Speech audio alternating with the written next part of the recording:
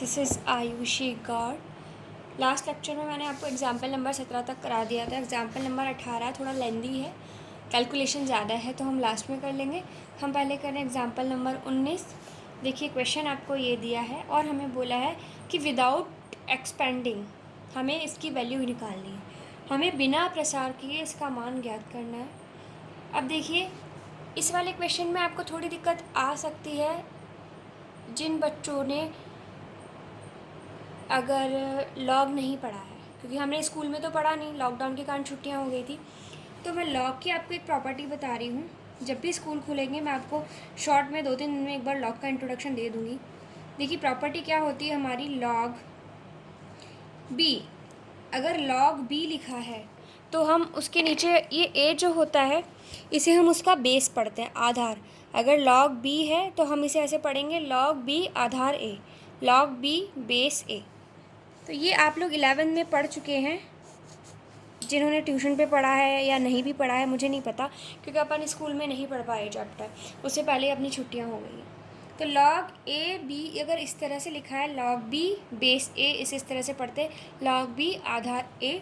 तो इसे हम किस तरह लिख सकते हैं, लॉग बी अपॉन लॉग ए। अभी के लिए सिर्फ आपका इतना जान लेना काफ़ी है कि अगर लॉग इस रूप में आपको दे रखा है तो आप उसे इस तरह से लिख सकते हैं, ठीक है।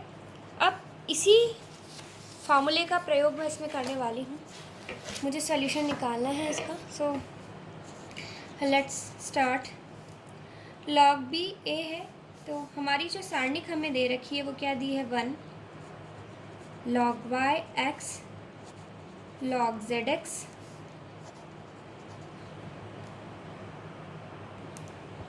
Log H Y 1 log Z Y log X Z log Y Z 1।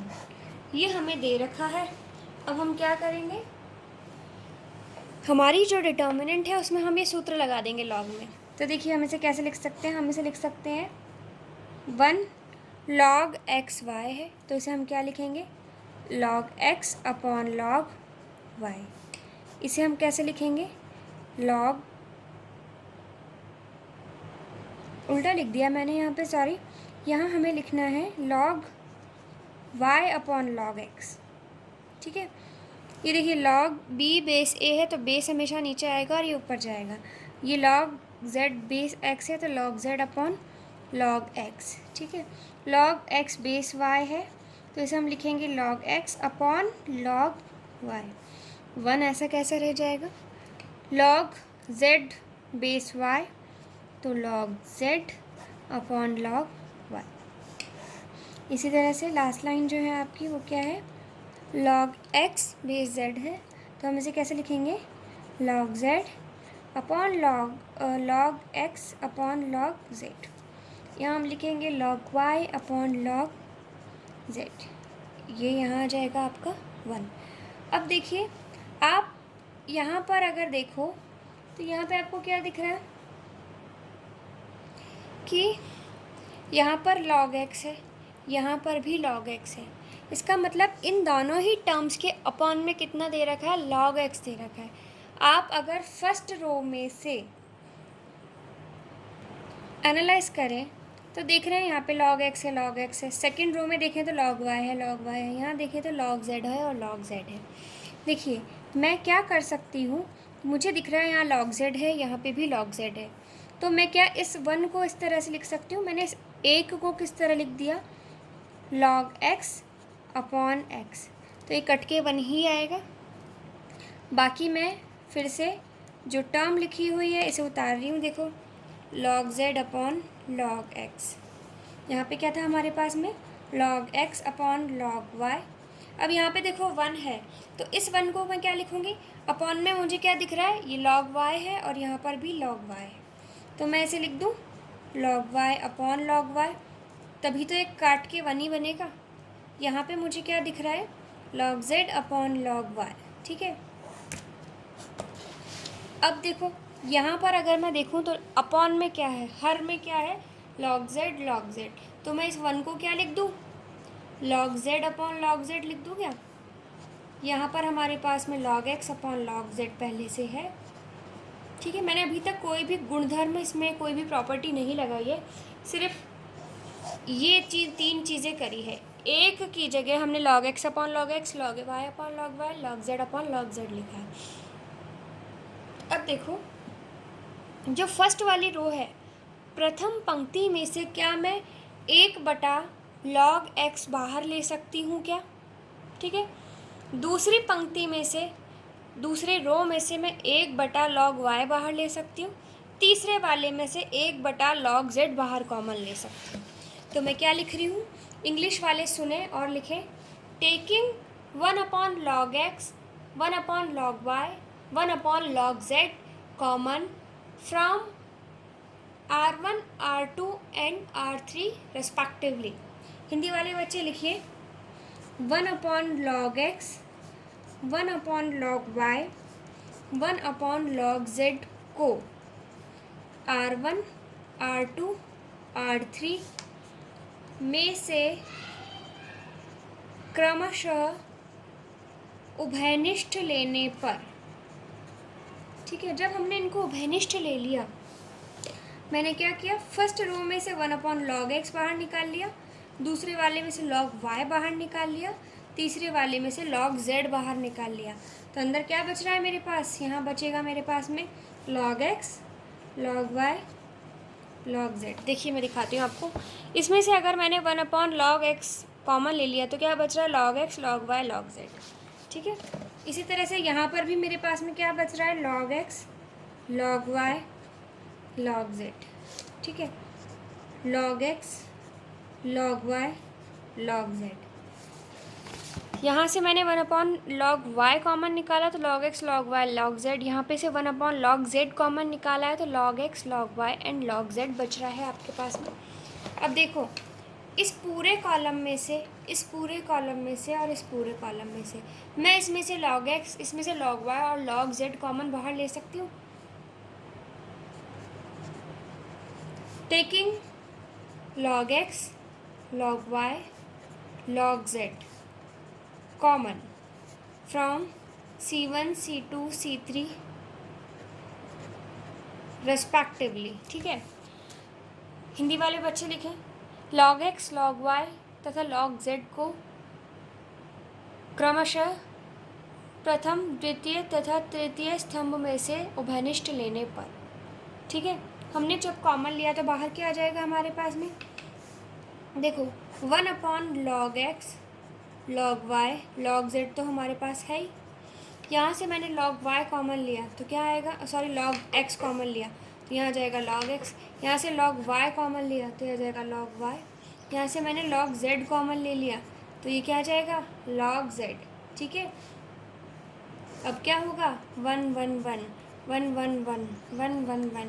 अब ये एक ऐसी सारणिक बन गई है जिसकी कोई भी 2 रो अथवा 2 कॉलम, यहाँ पे तो सभी बराबर ही है, मैं कह सकती हूँ 2 कॉलम आपस में बराबर है तो इसका मान क्या हो जाएगा, 0। और इसके अलावा ये प्रॉपर्टी तो हमने अलग तरह से लगाई है। अब देखिए, ये प्रॉपर्टी में आप कॉमन नहीं भी लेंगे तो भी आप डायरेक्ट कह सकते हैं कि देखिए, हमने प्रॉपर्टी क्या पढ़ी है कि किसी भी सारणिक में कोई भी 2 रो या 2 कॉलम आपस में बराबर होते हैं तो उसकी वैल्यू क्या आ जाती है, 0 आ जाती है। तो देखिए, ये और ये आपस में बराबर ही हैं तो आपको ये भी लिखने की ज़रूरत नहीं है, आप बस इसके यहाँ के बाद में सीधे ये लिख सकते हैं 1/log x, log y, log z into 0 बराबर 0। और ये 0 क्यों हुआ है, क्योंकि ये नहीं है, ये 0 क्यों हो रहा है, क्योंकि हमने प्रॉपर्टी पढ़ी है कोई भी 2 अगर रोज़ या कॉलम आपस में बराबर है तो वैल्यू 0 हो जाती है। यहाँ पे तो तीनों ही बराबर हैं आपस में तो इसकी वैल्यू क्या हो जाएगी, 0 हो जाएगी। ठीक है, ये था आपका एग्जाम्पल नंबर 19 जो कि सिंपल सा ही था, इसमें भी कुछ नहीं था ज़्यादा करने के लिए। अब हम देखते हैं नेक्स्ट जो हमारा एग्जाम्पल है, एग्जाम्पल नंबर 20। एग्जाम्पल नंबर 20 में आपको सिद्ध करना है कि ये सारणिक जो है वो इसके बराबर है। अब इसको इसके बराबर सिद्ध करने के लिए हमें इस वाली सारणी को हल करना होगा। चलिए हम स्टार्ट करते हैं। हम LHS पार्ट से स्टार्ट करते हैं। LHS पार्ट क्या है हमारा? b प्लस सी का square a square B square c plus a square B square c square a plus B का स्क्वायर। अब देखिए हमें कोशिश क्या करनी होती है? अधिकतम ज़ीरो बनाने की, मैक्सिमम ज़ीरो हमें बनाने होते हैं। अब इसको मैक्सिमम ज़ीरो बनाने के लिए हम क्या कर सकते हैं? देखो मुझे दिख रहा है कि मैं इसको और इसको घटा दूँगी तो ज़ीरो मिल जाएगा, इसको घटा दूँगी तो ज़ीरो मिल जाएगा, और इसको घटा दूँगी तो भी मुझे क्या मिलेगा? ज़ीरो मिल जाएगा। तो आप कुछ भी कर सकते हैं। आप C2 में से C3 घटा सकते हैं, C1 में से C3 घटा सकते हैं, C1 में से C2 भी घटा सकते हैं। अब वो आपकी इच्छा है कि आपको संक्रिया कौन सी लगानी है, लेकिन आप यहाँ पे तीनों संक्रिया नहीं लगा पाएंगे। उसका कारण ये है, मैंने आपको बताया था कि जिसमें भी परिवर्तन हो रहा है, जिस भी रो या कॉलम में परिवर्तन हो रहा है, आप उसका प्रयोग नहीं कर सकते। जैसे कि मान लीजिए, अब चलिए हम करते हैं इसे। मैंने क्या किया? C2 में से C3 को घटा दिया, तो मैंने पहली संक्रिया क्या लगाई? C2 changes to C2 minus C3। ठीक है। अब क्योंकि C2 में परिवर्तन हो चुका है, क्योंकि मैं संक्रिया C2 के लिए लगा रही हूँ, तो आप C2 का प्रयोग इसमें नहीं कर पाओगे। ठीक है, अब मेरी बात आपको समझ में आ रही है? C2 में क्योंकि परिवर्तन हो चुका है, तो अगले परिवर्तन के लिए हम C2 का प्रयोग नहीं करेंगे। अब मैं क्या करूँगी? इसमें से मैंने आपको कहा था C1 में से C2 घटा सकते हैं, लेकिन अब हम नहीं घटा सकते क्योंकि हमने C2 में परिवर्तन कर दिया है। हमने परिवर्तन किस में नहीं किया? हमने C3 में परिवर्तन नहीं किया है, तो हम क्या कर सकते हैं? ऐसा लिख सकते हैं C1 changes to C1 minus C3। तो यहाँ पे भी तो B square minus B square करने पे ज़ीरो मिल रहा है, तो हमने ये वाली संक्रिया लगाई। हमने C1 माइनस C2 इसलिए नहीं लगाई है क्योंकि C2 में हमने चेंज किया है। ठीक है, अब इन संक्रियाओं को, इन ऑपरेशंस को हम लगा के देखते हैं। हमने चेंज किया है C2 में, C1 में, C3 में हमने कोई भी चेंज नहीं किया है। तो मैं हमेशा ऐसा ही करती हूँ, जिसमें चेंज नहीं करते उसे सबसे पहले हम ऐसा कैसा लिख लेते हैं। तो हमने क्या किया? C3 में कोई परिवर्तन नहीं किया है, इसलिए मैं C3 को ऐसा कैसा लिख रही हूँ। अब मुझे क्या करना है? C2 की जगह क्या लिखना है? C2 minus C3। तो C2 ये है, C3 ये है, C2 minus C3। A square minus A square is 0। C plus a का square minus B square, C plus a का स्क्वायर माइनस बी स्क्वायर, और यहाँ पे क्या मिलेगा आपको? C square minus A plus B का स्क्वायर। ठीक है, अब आपने संक्रिया कौन सी लगाई है? C1 changes to C1 minus C3। अब आपको C1 की जगह पर क्या लिखना है? C1 minus C3। तो b प्लस सी का square minus A square, B square minus B square is 0। C square minus ये, तो यहाँ मिलेगा आपको C square minus A plus B का होल स्क्वायर। ठीक है, यहाँ तक पहुँचने के बाद में अब मुझे दिख रहा है यहाँ पे सब में ए स्क्वायर माइनस बी स्क्वायर की आइडेंटिटी लग रही है, तो मैं प्रॉपर्टी लगा दूँ जो हमने 9th 10th में पढ़ा है ना अपने, ए स्क्वायर माइनस बी स्क्वायर बराबर ए प्लस बी इंटू ए माइनस बी। तो ये बनेगा आपका, ये ए का काम कर रहा है, ए plus B A minus B. ठीक है, ये 0, दिस इज़ ए स्क्वायर, और यहाँ पे है 0, फिर से ए plus B A minus B बनेगा, तो ए plus B A minus B, यहाँ पे ए plus B A minus B. ठीक है, यहाँ पे भी यही बनेगा आपका, ए plus B A minus B, और यहाँ पे क्योंकि हमने कोई चेंज नहीं किया है, तो हम ए प्लस बी का होल स्क्वायर खोल दें, A square plus B square plus 2ab। ठीक है, ये हमारा सिंपल सा स्टेप था, कुछ भी नहीं किया, सिर्फ कैलकुलेट किया हमने। अब देखिए यहाँ पे ए प्लस बी प्लस सी, ए प्लस बी प्लस सी, और यहाँ 0। इसका मतलब इन तीनों में से हम A plus B plus C common ले सकते हैं। यहाँ पे भी ए प्लस बी प्लस सी है, ए प्लस बी प्लस सी है, यहाँ पे 0, इसका मतलब इसमें से भी हम A plus B plus C common ले सकते हैं। मैंने क्या किया? Taking a plus b plus c common from C1 and C2, C1 तथा C2 में से ए प्लस बी प्लस सी उभयनिष्ठ लेने पर तो क्या होगा, इसमें से हमने ए प्लस बी प्लस सी कॉमन लिया, तो एक ए प्लस बी प्लस सी तो हमें किस में से मिला, C1 में से मिल गया, और इसमें से भी तो एक कॉमन आएगा, तो एक और मिल गया ए प्लस बी प्लस सी। दो कैसे मिले, एक C1 का और एक C2 का।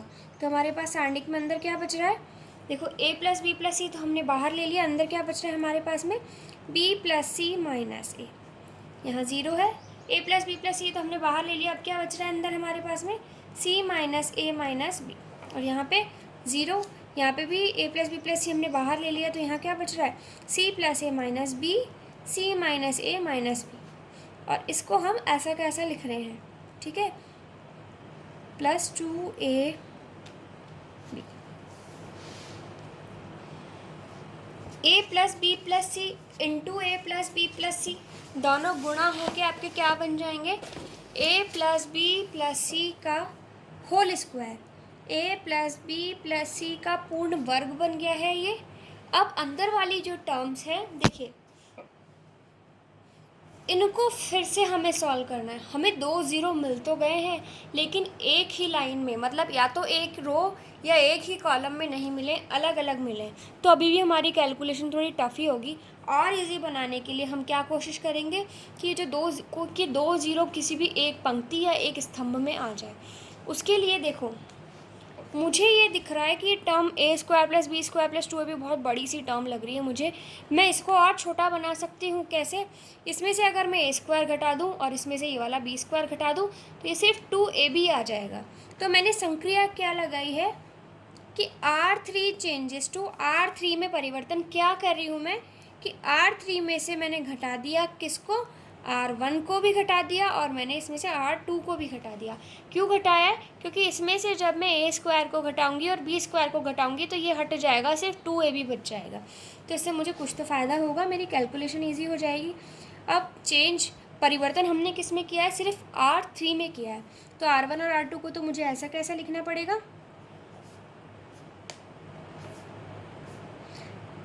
मैंने क्या किया, R1 और R2 को ऐसा कैसा लिख दिया। अब R3 में मुझे क्या करना है, इसमें से इन दोनों को घटाना है। C माइनस ए माइनस बी में से 0 को घटाया तो C माइनस ए माइनस बी रहेगा।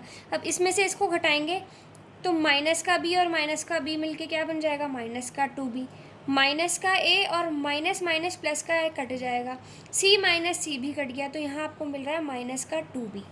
इसमें से जब आप इन दोनों को घटाएंगे तो आपको क्या मिलेगा, देखो ये b से b कट जाएगा, c से c, आपको यहाँ मिलेगा माइनस का 2a मिलेगा। यहाँ पर ए स्क्वायर से ए स्क्वायर, बी स्क्वायर से बी स्क्वायर कट जाएगा, तो क्या मिलेगा आपको, 2ab मिल जाएगा।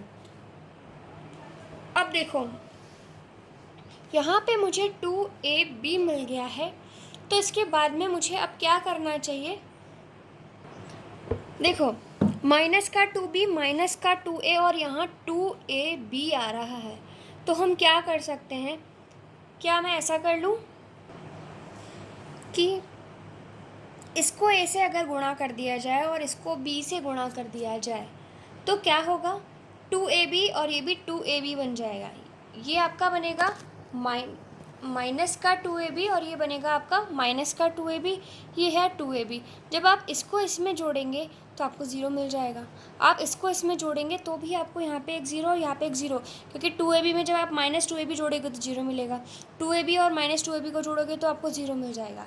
तो आपके पास करने के लिए ये तरीका है। और आप ये भी कर सकते हैं कि आप इसे a से और इसे b से गुणा ना करें, इसे आप माइनस a और माइनस b से जब गुणा कर दोगे तो 2ab तीनों में 2ab मिल जाएगा, इन 2ab को कॉमन बाहर ले लो। तो करने के बहुत सारे अलग अलग तरीके हो सकते हैं। अब हमारी इच्छा है कि हम कैसे करना चाहते हैं। देखो अगर मैं यहाँ पर इसे a से और इसे b से गुणा करती हूँ तो सीधे जोड़ते ही मुझे यहाँ पे 2 0 मिल जाएंगे, लेकिन अगर मैं ऐसा नहीं भी करती हूँ तो मेरा आंसर तो आ ही जाएगा। चलिए हम जो सबसे पहले सोचा है हमने हम वही करते हैं, क्योंकि आप जब डिटर्मिनेंट को सॉल्व करते हो तो आपके ऊपर है कि आप कौन सी संक्रिया लगाना चाहते हो। बहुत सारी अलग अलग संक्रियाएं लग सकती हैं, तो वो हम पे डिपेंड करता है कि हमारे माइंड में हमें पहले क्या क्लिक कर रहा है। ठीक है, अब मैं क्या कर रही हूँ, देखिए मैंने क्या किया, संक्रिया कौन सी लगाई है, मैंने C1 changes to C1 into ए किया, मैंने कॉलम फर्स्ट को ए से गुणा किया है, and C2 changes to C2 into B किया है, कॉलम बी को मैंने बी से गुणा किया है। अब मैं संक्रिया लगाने वाली हूँ। अगर मैं इसको ए से और इसको बी से गुणा कर रही हूँ तो मुझे बाहर ए और बी से भाग भी देना पड़ेगा। तो 1/AB मैंने बाहर ले लिया, और मेरा पास बाहर a plus B plus C का होल स्क्वायर पहले से है। जब मैंने इसको a से गुणा किया तो मुझे क्या मिल रहा है, a into B plus C minus A, और ज़ीरो इंटू ए ज़ीरो ही हो जाएगा, और ज़ीरो और माइनस का 2b जब a से गुणा होगा तो -2ab। ये ज़ीरो, इसको हमने b से गुणा किया है तो b इंटू ये माइनस का 2ab हमें मिलेगा, a square b square 2ab। ठीक है, ये हमें मिल रहा है। अब देखिए, a plus B plus C का whole square upon A B है ये। अब हम क्या कर सकते हैं, अब मुझे दिख रहा है कि मैं अगर इसको इसमें जोड़ दूँ तो मुझे ज़ीरो मिल जाएगा, इसको इसमें जोड़ दूँगी तो मुझे यहाँ ज़ीरो मिल जाएगा। तो मैंने क्या किया है, R1 changes to R1 plus R3, R2 changes to R2 plus R3 कर दिया। तो उससे मुझे अब क्या मिलने वाला है, सॉरी मैंने उल्टा लिख दिया है, मैं इसको इसमें जोड़ रही हूँ तो मुझे कॉलम लिखना चाहिए था ना, कॉलम लिखना है, सी लिखना है आपको यहाँ पे। अब हम क्या कर रहे हैं, इसको इसमें जोड़ रहे हैं। तो इसको इसमें जोड़ने के लिए A B plus A C minus A square तो है, इसमें हमने क्या जोड़ा, ए स्क्वायर जोड़ा, क्योंकि हमने क्या लिखा है C1 प्लस C3। ज़ीरो में बी स्क्वायर को जोड़ा तो B square, minus 2ab plus 2ab मिलके क्या हो जाएगा, यहाँ आएगा -2ab प्लस 2ab मिलके क्या हो जाएगा, ये ज़ीरो। ये आपको करना है नहीं है, इस तरह आप चाहे तो डायरेक्ट लिख सकते हैं, मैं सिर्फ समझने के लिए लिख रही हूँ। C2 में हमने क्या परिवर्तन किया है, C2 में C3 को जोड़ा है, तो ज़ीरो में जब हमने a स्क्वायर को जोड़ा तो हमें मिलेगा a square, B C plus B A minus B square, इसमें हमने बी स्क्वायर को जोड़ दिया, और यहाँ पे -2ab प्लस 2ab मिलके यहीं भी क्या बन जाएगा आपका ज़ीरो। हमने क्योंकि C3 में कोई परिवर्तन नहीं किया है तो हम उसे ऐसा कैसा लिख देंगे। ठीक है, ये हमारा आ गया a plus B plus C का whole square upon A B. यहाँ पे a स्क्वायर से a स्क्वायर कट गया, इससे ये कट गया, इससे ये कट गया, b स्क्वायर से b स्क्वायर कट गया। तो अब मुझे क्या मिल रहा है, A B plus A C B square zero, A square B C plus B A zero, A square B square 2ab।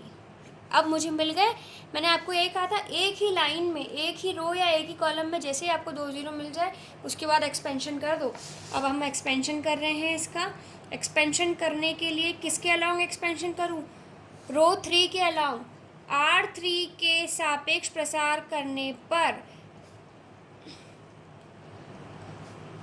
Expanding along R3 क्या होगा, ये तो ज़ीरो हो जाएगा, ये भी ज़ीरो हो जाएगा, और साइन कैसे चलेगा, देखो प्लस माइनस प्लस, तो ये प्लस माइनस प्लस, तो ये क्या मिलेगा आपको, ज़ीरो प्लस का 2ab।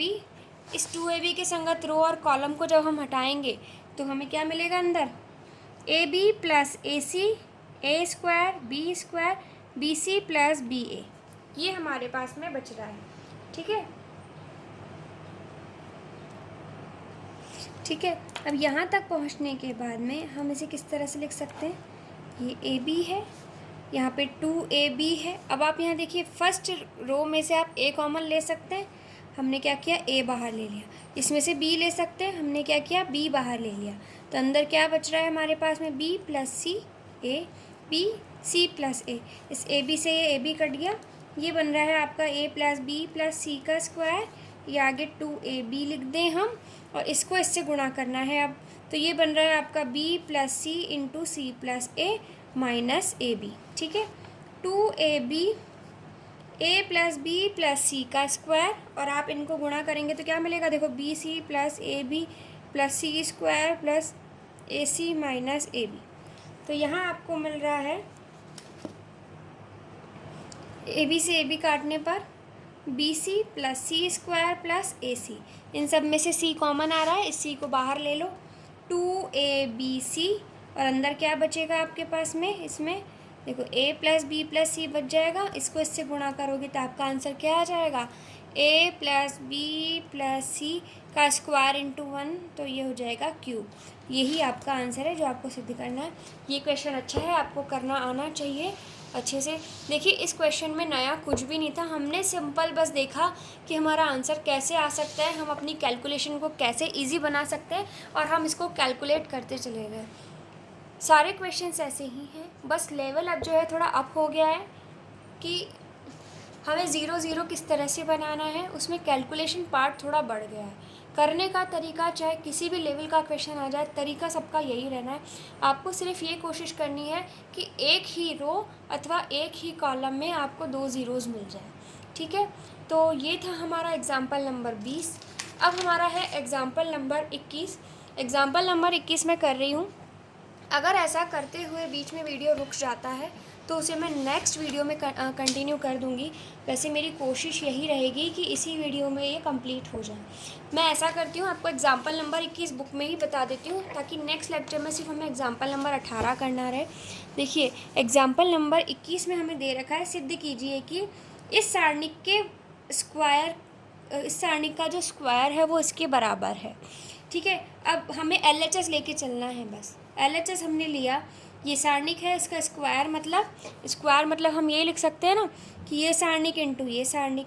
अब हमने क्या किया है, देखिए यहाँ पर BCA CAB है, लेकिन यहाँ पर उल्टा है, BCA है, ABC है, और जो CBA है इसमें हमने क्या किया है, परिवर्तन किया है रोज़ और कॉलम का। ऐसा क्यों किया गया है,